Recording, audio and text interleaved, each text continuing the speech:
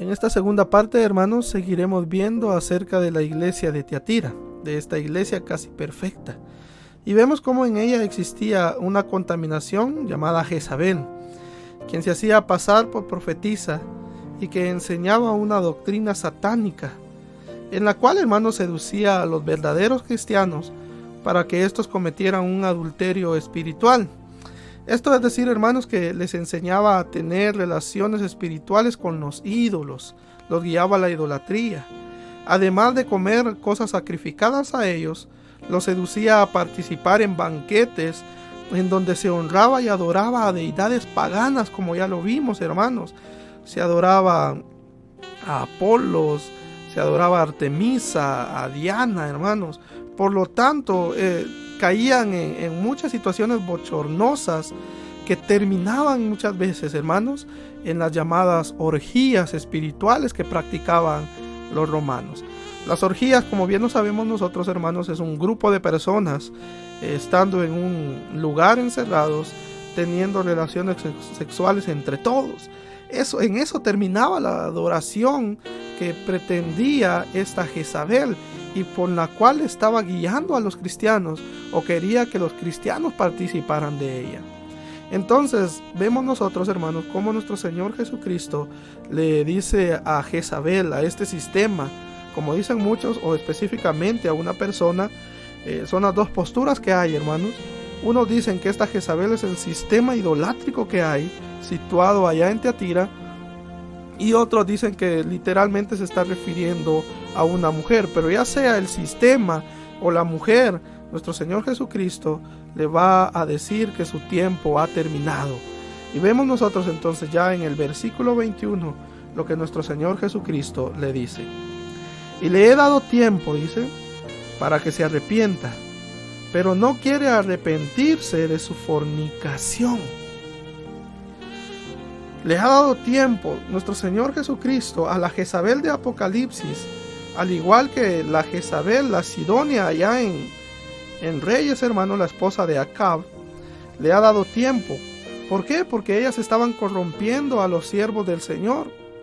Ella le conducía a participar en ceremonias paganas, haciéndose pasar por profetisa entonces, y muy probablemente, hermanos, aseguraba que sus enseñanzas venían de Dios, utilizando el término Dios como algo por lo cual daba seguridad, afirmación y confianza a su mensaje. Pero sin duda alguna, cada uno de sus mensajes, cada uno de sus palabras a la iglesia la llevaba más a la perdición. Vemos nosotros entonces cómo el Señor en varias ocasiones le advirtió acerca de su inmoralidad, por lo que dice el texto. Porque el texto dice: he dado tiempo para que se arrepienta, pero no quiere arrepentirse. Esto quiere decir que el Señor ya le había hablado anteriormente, ya le había hecho mostrar su error, pero no quiso arrepentirse. Ella quería seguir en su mal proceder. Quería seguir con su práctica corrupta, llevando a los santos a la perdición. Pero el Señor le dice: tu tiempo se ha acabado. El juicio ha llegado sobre tu vida. Veamos el versículo 22.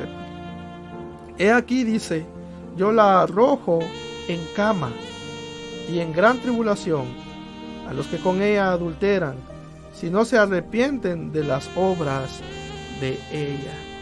Ahora esta expresión es bastante dura, hermanos.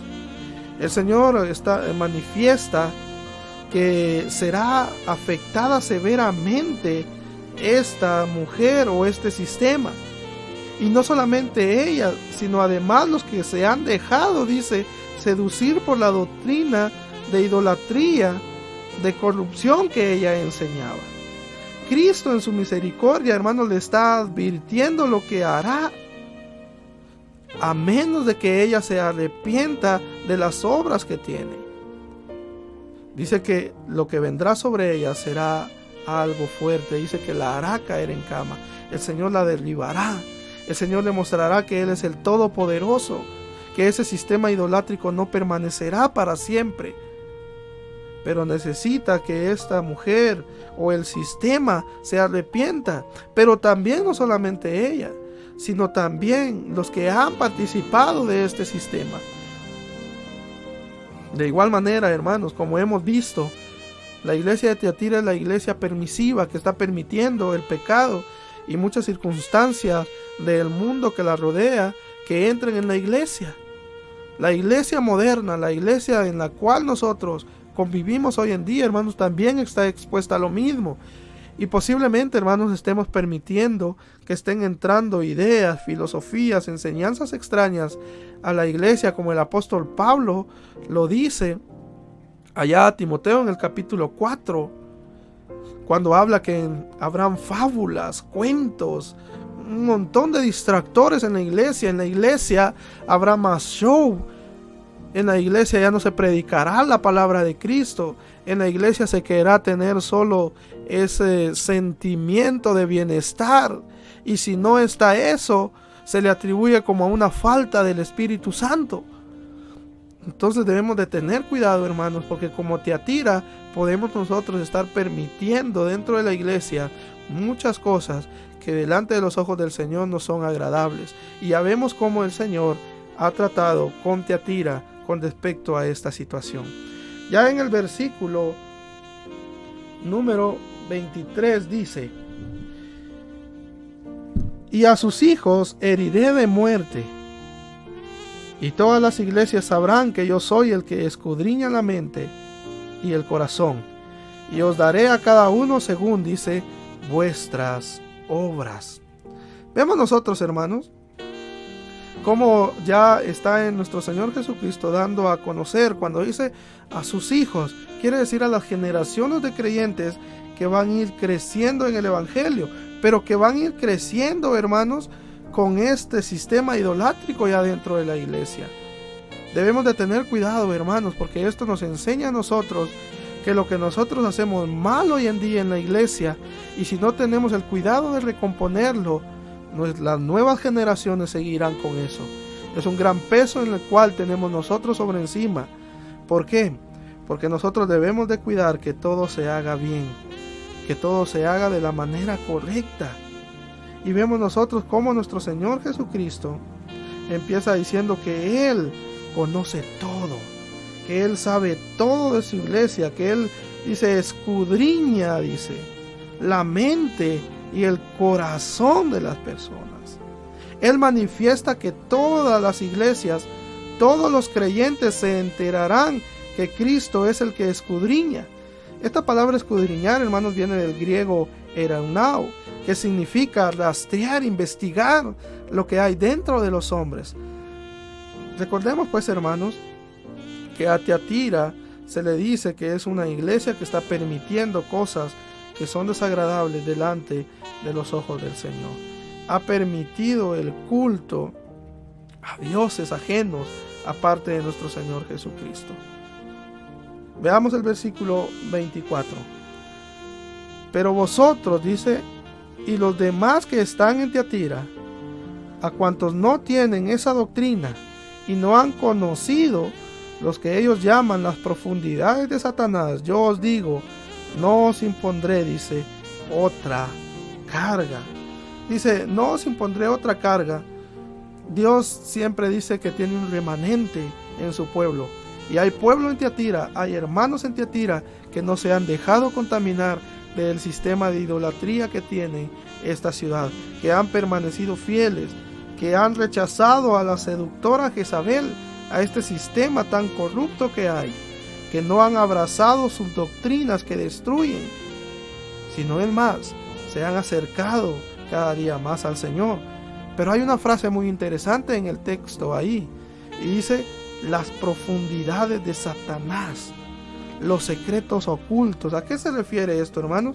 Sin duda alguna se está refiriendo a prácticas de ocultismo, a prácticas que la iglesia tenía en ese momento, ocultismo, hechicería, brujería, todo ello, lo profundo de Satanás. Pero también, hermanos, se está refiriendo a un movimiento el cual en los tiempos de Juan, del apóstol Pablo, de la iglesia del primer siglo, y podríamos decir hasta el tercer siglo, tuvo un gran auge, como el gnosticismo. Y el gnosticismo, hermanos, era una enseñanza que procedía de los griegos. La palabra gnosis significa conocimiento, y ellos pretendían que su conocimiento era mucho mayor y mucho mejor que los de los cristianos.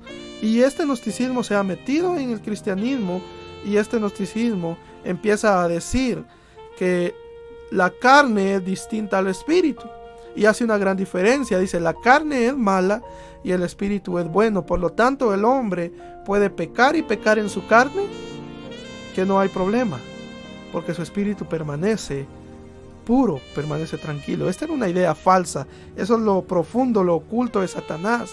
Todas estas ideas extrañas que se daban en la iglesia de Tiatira. Versículo 25: pero lo que tenéis, retenedlo hasta que yo venga.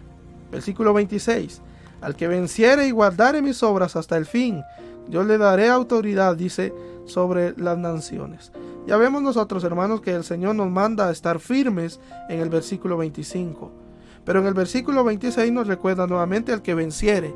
Y el que venciere sabemos nosotros, hermanos, que son los cristianos que ya han creído en nuestro Señor Jesucristo. Dice: le daré autoridad. Esta última parte se está refiriendo, hermanos, a la venida de nuestro Señor en el reino milenial, cuando venga por su iglesia. Versículo 27: y las regirá con vara de hierro, y serán quebradas como vaso de alfarero, como yo también la he recibido de mi Padre. Versículo 28: y le daré la estrella de la mañana. Recordemos nosotros, hermanos, que esta estrella de la mañana hace referencia a nuestro Señor Jesucristo. Nuestro Señor Jesucristo es la promesa que el Señor Jesucristo será nuestro. Jesús estará para siempre con nosotros. Él es el sol de justicia, el lucero de la mañana. La promesa es que el Señor estará para siempre con nosotros. Y termina diciendo: el que tiene oído, oiga lo que el Espíritu dice a las iglesias. Esta frase ya hemos visto nosotros, hermanos, que se refiere que debemos de prestar atención al mensaje de la palabra del Señor, que no debemos de dejar pasar lo que Él nos está diciendo y lo que nos está hablando. Así que, hermanos, la iglesia de Tiatira, como la iglesia permisiva al pecado, recibe la demanda de nuestro Señor Jesucristo a no dejar que el mundo entre dentro de la iglesia. Que el Señor les bendiga, hermanos. Fue un placer haber analizado este texto conmigo.